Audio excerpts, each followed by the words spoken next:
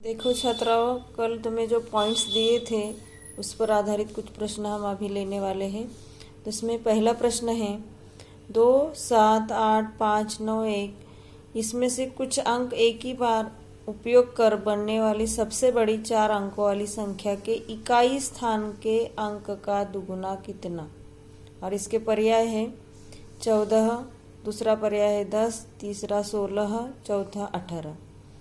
तो देखो इसका उत्तर है सबसे बड़ी जो इन अंकों से बनने वाली संख्या है 9875।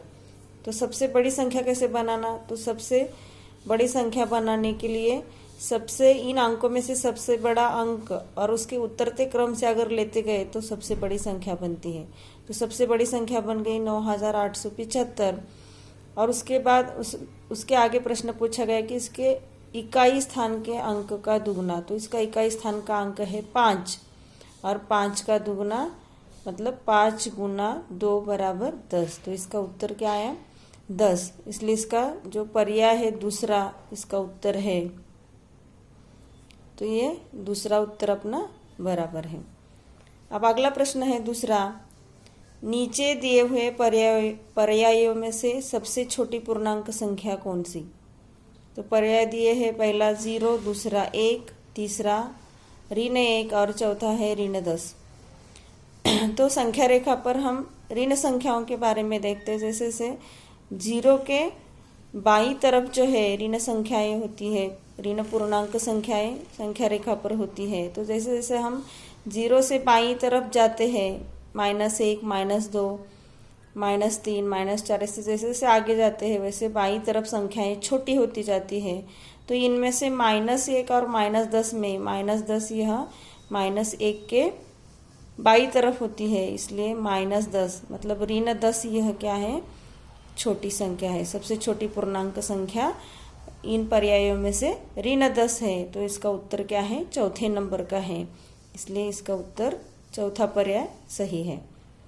अगला प्रश्न देखो तीसरा, सबसे बड़ी ऋण पूर्णांक संख्या व सबसे छोटी धन पूर्णांक संख्या इनकी जोड़ कितनी, ऐसा प्रश्न है। और इसके पर्यायी उत्तर है पहले का है 4, दूसरे का है 3, तीसरे का है 1 और चौथे का है 0। तो इसका हल देखो, सबसे बड़ी ऋण पूर्णांक संख्या है और ऋण संख्या में जो सबसे छोटी संख्या होती है वो बड़ी होती है। तो इसमें सबसे छोटी ऋण पूर्णांक सबसे बड़ी ऋण पूर्णांक संख्या क्या है ऋण 1 है। और सबसे छोटी धन पूर्णांक संख्या, तो 0 के आगे जैसे जैसे हम दाहिनी तरफ बढ़ते वैसे संख्याएं बड़ी होती जाती है, लेकिन सबसे छोटी धन पूर्णांक संख्या कहाँ है, इसलिए 0 के आगे 1, 1 के आगे 2, तो 2 के आगे जैसे जैसे धन संख्याएं बढ़ जाती है वो बड़ी होती जाती है, इसलिए सबसे छोटी संख्या क्या होगी 1 होगी। तो इनकी जोड़ ऋण 1 जोड़ 1, तो ऋण और धन का जोड़ करें और समान संख्या है तो उसका उत्तर क्या आएगा 0 आएगा, 0 आएगा। अगला प्रश्न, इसलिए इसका पर्याय उत्तर क्या है चौथा। तो इसका पर्याय चौथा। अगला प्रश्न है चौथा, 4 अंकों वाली सबसे बड़ी प्राकृत संख्या में 1 अंक वाली सबसे छोटी प्राकृत संख्या मिलाने पर आने वाली संख्या के 1000 और दाही स्थान के अंकों में कितना फर्क आएगा। और इसके पर्याय दिए हैं पहला 0, दूसरा 10, तीसरा 100 और चौथा 1000। तो 4 अंकों वाली सबसे बड़ी प्राकृत संख्या क्या है, देखो 9999 सबसे बड़ा अंक है, मतलब इसके अगली संख्या क्या आएगी 10,000, लेकिन उस 4 अंकों वाली बनने वाली जो संख्या है उसके पहले की 9999 जो 4 अंकों में सबसे बड़ी है। और 1 अंक वाली सबसे छोटी प्राकृत संख्या क्या है 1, क्योंकि प्राकृत संख्या शुरू कहाँ से होती है 1 से, 1, 2, 3 ऐसे आगे, तो इसलिए सबसे छोटी प्राकृत संख्या क्या है 1 है। तो इनकी जोड़ देखो 9999 जोड़ 1 बराबर 10,000। फिर इसके आगे और प्रश्न किया कि इनके जोड़ में जो आने वाली संख्या है इसके 1000 और दाही स्थान के अंकों में कितना फर्क है। तो दाही स्थान का अंक क्या है 0 ही है और 1000 स्थान का अंक भी क्या है 0 है। तो इन दोनों का घटाव क्या आएगा, मतलब शून्य शून्य में अंतर क्या है, शून्य ही है। तो इसलिए इसका उत्तर क्या है, शून्य, जो पर्याय क्रमांक 1 है। ठीक है, तो इसका उत्तर क्या है, पर्याय क्रमांक 1 है। अगला प्रश्न है प्रश्न 5वां।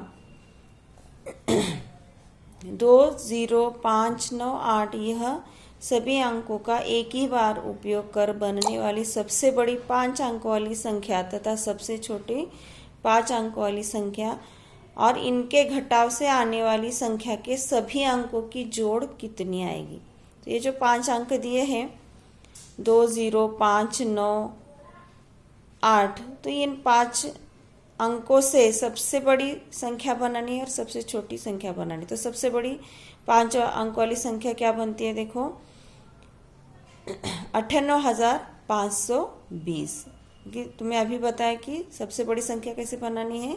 सबसे बड़ा अंक शुरुआत में लेकर उतरते क्रम से लिखते जाओ तो सबसे बड़ी संख्या बनती है। और सबसे छोटी 5 अंक वाली संख्या क्या है, देखो 20,589। तो इसमें सबसे छोटे अंकों से चढ़ते क्रम से लिखे गए तो छोटी संख्या बनती है, लेकिन 0 को हमेशा क्या लेना है, पहले अंक के बाद लेना है। इसलिए 2, 0, 5, 8, 9 से ये क्या बन गई, सबसे छोटी 5 अंकों वाली संख्या बन गई। अब इनका घटाव करना है। इनका घटाव किया गया है, देखो 58,520 में से 20,589 घटाए तो उत्तर क्या आया, 77,931। फिर आगे इसमें प्रश्न क्या है, इनके अंकों की जोड़ करो कहा है। तो इसके अंकों की जोड़, सभी अंक क्या है, 7 जोड़ 7 जोड़ 9 जोड़ 3 जोड़ 1, तो इसकी जोड़ आती है 27। तो अपना उत्तर क्या आया, 27, जो पर्याय क्रमांक 1 में है। तो अपना उत्तर क्या है, पर्याय क्रमांक 1 में आता है। ठीक है, अगला प्रश्न है 6, जिन संख्याओं का दशमलव रूप अखंड तथा आवर्ती होता है ऐसी संख्याओं को डैश संख्याएं कहते हैं। तो इनमें क्या, इसमें और एक प्रश्न दिया कि 2 पर्याय चुन्य हैं। तो 4 पर्याय जो दिए हैं, पहला है परिमेय, दूसरा है अपरिमेय और तीसरा है वास्तविक और चौथा है पूर्णांक। तो इसमें 2 पर्याय अपने सही है और वो 2 पर्याय हमें चुनने हैं। तो जिन संख्याओं का दशमलव रूप अखंड तथा आवर्ती होता है उन संख्याओं को परिमेय संख्याएं कहते हैं। तो अपना पहला पर्याय परिमेय संख्याएं भी है और परिमेय और अपरिमेय संख्याओं को वास्तविक संख्याएं भी कहते हैं। मतलब जो परिमेय संख्याएं हैं वो वास्तविक भी होती हैं। तो इसमें हमें 2 उत्तर मिलते हैं, परिमेय और वास्तविक। तो पर्याय क्रमांक 1 और पर्याय क्रमांक 3 ऐसे इसके उत्तर हैं। मतलब कभी कभी 2 पर्याय वाले भी प्रश्न हमें पूछे जाते हैं। तो अगला प्रश्न है, देखो 7वां, नीचे दिए गए पर्यायों में अपरिमेय संख्याओं का समूह कौन सा है। तो इसके पहले तुम्हें जो परिभाषाएं दी थी, परिमेय अपरिमेय संख्या वास्तविक संख्या, तो उसमें तुमने पढ़ा है कि अपरिमेय संख्याएं किसे कहते हैं।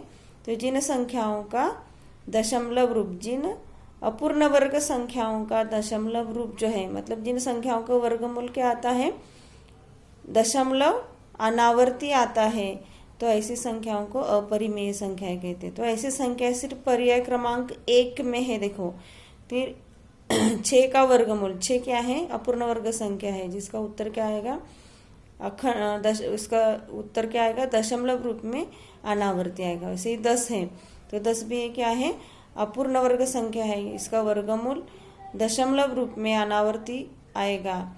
और आगे भी जो संख्या दी गई है दशमलव रूप में है और अनावर्ती है, मतलब अखंड चालू है, मतलब खंडित नहीं हो रही, आवर्ती इसमें नहीं होती है।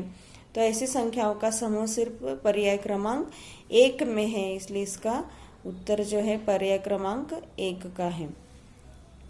तो 8वां प्रश्न देखो, वास्तविक संख्या किसे कहते हैं। तो इसमें 4 पर्याय दिए हैं। तो पहला पर्याय है पूर्णांक व अपूर्णांक संख्याओं का समूह, दूसरा है परिमेय व पूर्णांक संख्याओं का समूह, तीसरा है परिमेय और अपरिमेय संख्याओं का समूह, और चौथा है परिमेय व पूर्णांक संख्याओं का समूह। तो पहला जो है पूर्णांक और अपूर्णांकों का समूह है। देखो, तो वास्तविक संख्याओं की परिभाषा तुम्हें बताई है कि परिमेय और अपरिमेय संख्याओं के समूह को वास्तविक संख्या कहते हैं। तो ऐसा जो उत्तर है पर्याय क्रमांक 3 में है, परिमेय और अपरिमेय संख्याओं का समूह जिसे वास्तविक संख्या कहते हैं। तो अगला प्रश्न देखते हैं।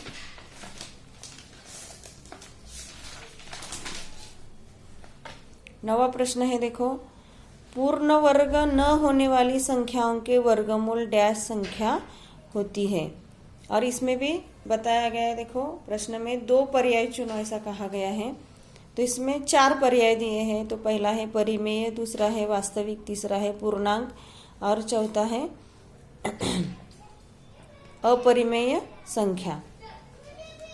ठीक है, तो इसमें देखो फिर से 2 पर्याय चुनो कहा है कि क्योंकि परिमेय संख्याओं को वास्तविक संख्या भी कहा जाता है और अपरिमेय संख्याओं को वास्तविक संख्या भी कहा जाता है। लेकिन यहाँ पर जो वाक्य दिया है, पूर्ण वर्ग न होने वाली संख्याओं के वर्गमूल डैश संख्या होती है, मतलब कौन सी संख्या होती है? अपरिमेय संख्या होती है। इसलिए इसका पहला जो उत्तर है वो चौथा अपरिमेय संख्या। और इनको और कौन से प्रकार की संख्या कहा जाता है?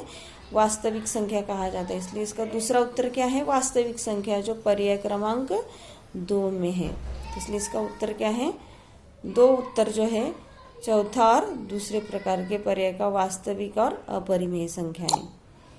अब 10वां प्रश्न देखो फिर से।